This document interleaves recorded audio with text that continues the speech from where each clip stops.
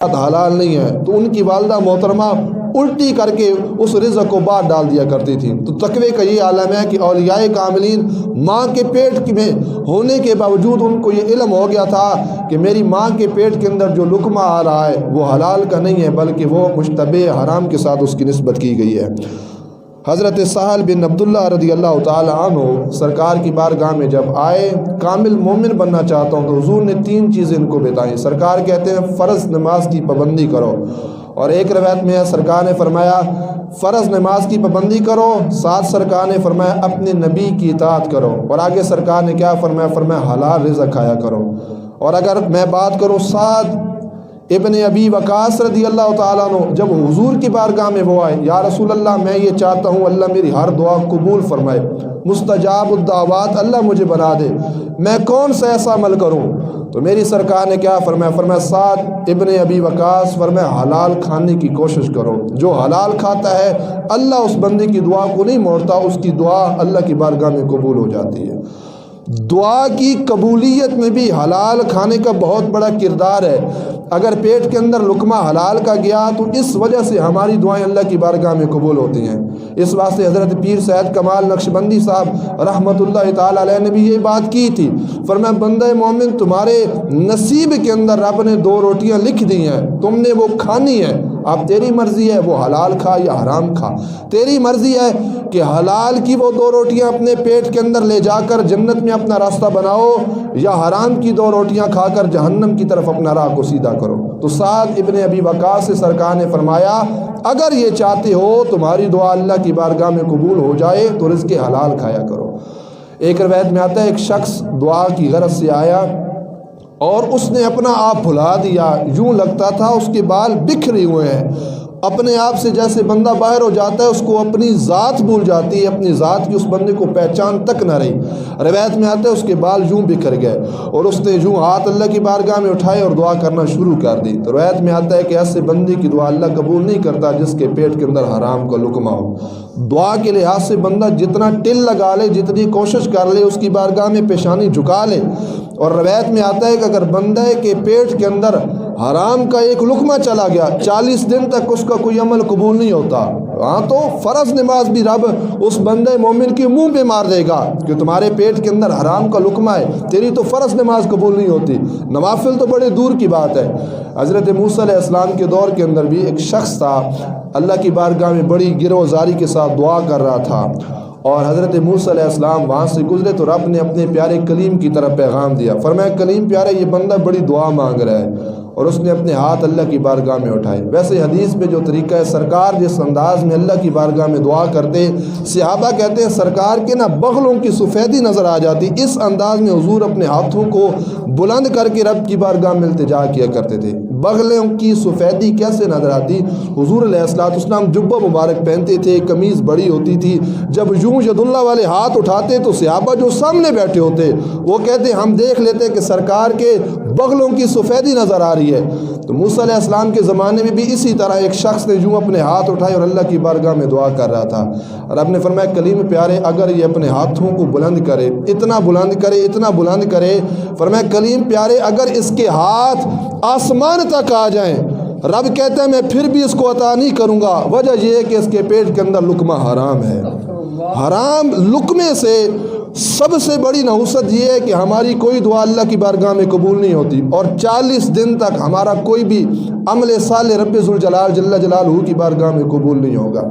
اب ہمیں سوچنا چاہیے کہ جو بھی رزق ہم کماتے ہیں ہمارا انداز کیا ہونا چاہیے، ہمیں کتنی کوشش کرنی چاہیے، اس رزق کو لے کر ہم اپنے گھر کے اندر آتے ہیں، اس رزق کو ہم اپنی آل اولاد کو کھلاتے ہیں، پھر یہ نسلیں نیچے تک جائیں گی، قیامت تک اس سے ہماری نسلیں چلنی ہے۔ ہم نے کبھی سوچا ہے کہ کیا جو میں صبح سویرے جاتا ہوں اور رات کو واپس آتا ہوں، ہمیں اپنا محاسبہ کرنا چاہیے کہ کیا دن بھر کے اندر رزق کے لحاظ سے میں نے کسی سے بددیانتی تو نہیں کی ہے۔ پھر آرام کے لحاظ سے دیکھیں ہمارا پہننے کا انداز کیا صاف ہے، پاک ہے، صرف کھانے پینے میں بھی یہ لحاظ نہیں رکھنا کہ کیا حلال اندر جا رہا ہے کہ نہیں جا رہا، پہننے کے اندر بھی یہ خیال رکھنا ہے کیا جو ہمارے تن کے اوپر لباس آ رہا ہے کیا یہ حلال کی کمائی سے ہے یا حرام کی کمائی سے ہے۔ پھر پہلی قوموں کے اندر جو سب سے بڑا عذاب ہے وہ عذاب اسی وجہ سے آیا کہ وہ لوگ ناپ تول کے اندر کمی کیا کرتے تھے. ناپنے کا جو صحیح انداز ہے وہ صحیح انداز کے ساتھ نہیں ناپتے تھے.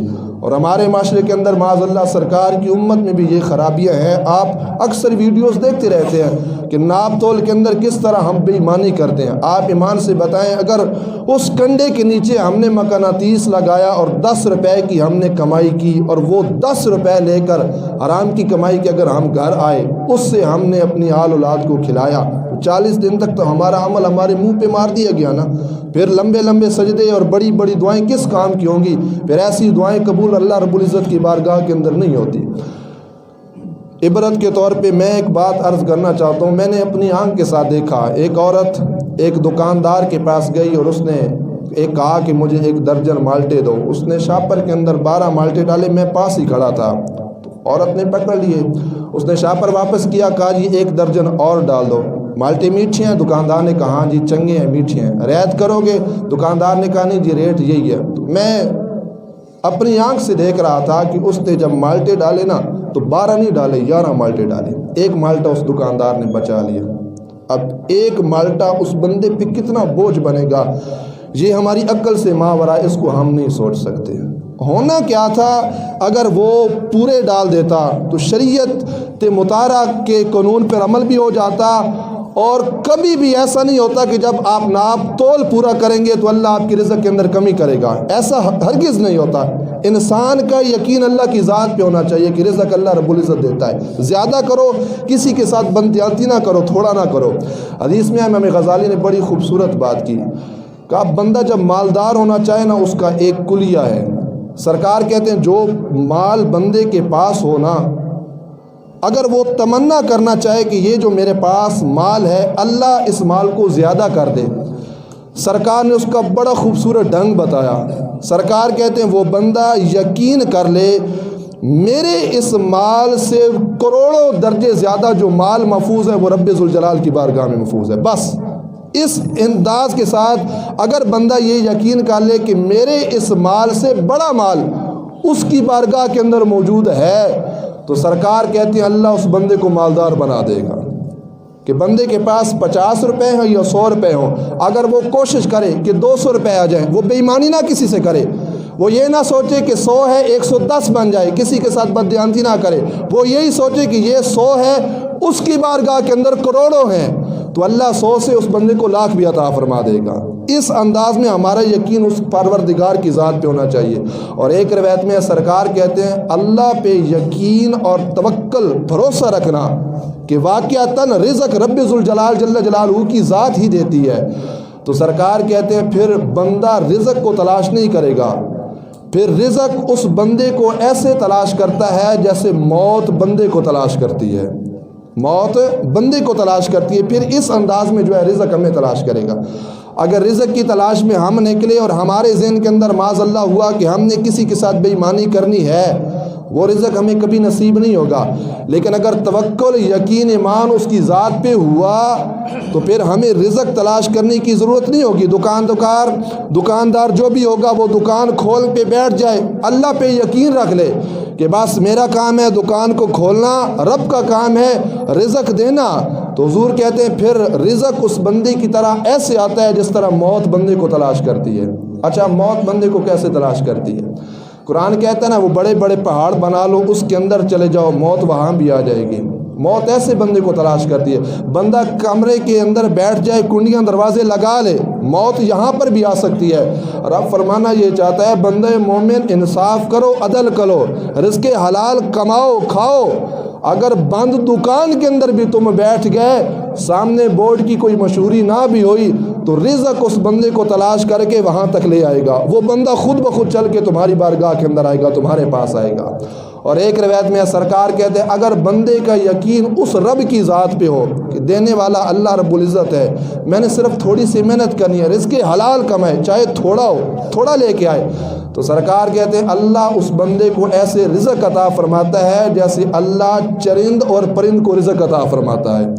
घोंसलों से ये जो परिंदे सुबह सुबह उड़ते हैं, इनको किसी पे यकीन नहीं होता, किसी घर पे यकीन नहीं होता कि किस घर से अंदर हमें ग़िज़ा मिलेगी, लेकिन अल्लाह की आस पे उड़ पड़ते हैं। कोई मशरिक़ की तरफ जा रहा है, कोई मगरिब की तरफ जा रहा है, इस अंदाज में वो आसमां पर घूम कर रिज़्क़ को तलाश करते हैं, लेकिन अल्लाह उनको भूखा नहीं मारता, अल्लाह उनको रिज़्क़ अता फरमाता है। रिज़्क़ अल्लाह की ज़िम्मा में है, इस वास्ते इंसान को कोशिश करनी चाहिए, थोड़ा लाए, हलाल का कमाए, अपनी मेहनत करे, किसी के साथ बददियानती बेईमानी ना करे।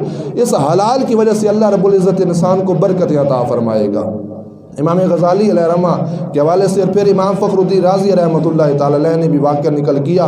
पहाड़ के ऊपर एक बंदा पड़ा है जिसकी ज़ुबान हरकत नहीं करती, जिसके हाथ हरकत नहीं करते, जिसके पाँव हरकत नहीं करते, बेचारा यूं करके पड़ा है।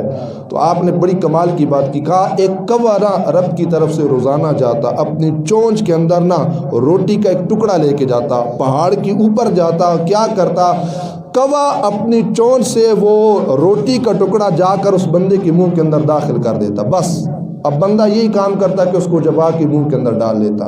तो रिज़्क़ कमाने के लिहाज से ये भी नहीं कि हमारे हाथ हरकत करें, अगर इंसान के मुक़द्दर नसीब में लिखा है तो फिर चरिंद परिंद भी हमारी बारगाह के अंदर वो लेके आएंगे, लेकिन यकीन अल्लाह रब्बुल इज़्ज़त की ज़ात पे होना चाहिए।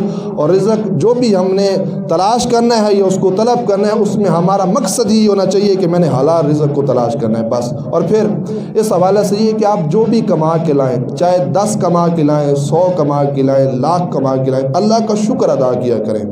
एक ही हदीस सरकार कहते हैं कि जो बंदा खाना खाने के बाद अल्लाह का शुक्र अदा करता है, अल्लाह उस बंदे को इतना सवाब अता करता है जितना अल्लाह रोज़ा रख कर सब्र करने वाले बंदे को सवाब अता फरमाता है। सुबह से लेकर शाम तक बंदे ने कुछ खाया पिया नहीं, सब्र भी किया, तो जितना सवाब अल्लाह रोज़ेदार को अता फरमाता है, उतना सवाब अल्लाह उस बंदे को अता करेगा जो खाना खाने के बाद रब्बुल जलाल जल्ल जलालहू का शुक्र अदा करते हैं। या अल्लाह तेरा शुक्र है, तूने मुझे रिज़्क़ अता किया है। लाइन शकरतुम लअज़ीदन्नकुम, अल्लाह भी कहता है तुम मेरा शुक्र अदा करो, अल्लाह तुम्हें मज़ीद ज़्यादा देगा। थोड़ा लाओ, ज़्यादा लाओ, जो भी कमा के लाया करो, अल्लाह रब्बुल इज़्ज़त का शुक्र अदा किया करो। हमारा चूँकि आज का मौजू जो था वो था रिज़्क़ हलाल और खाना खाने की सुन्नतें और आदाब। ये एक मौजू मुकम्मल हुआ रिज़्क़ हलाल।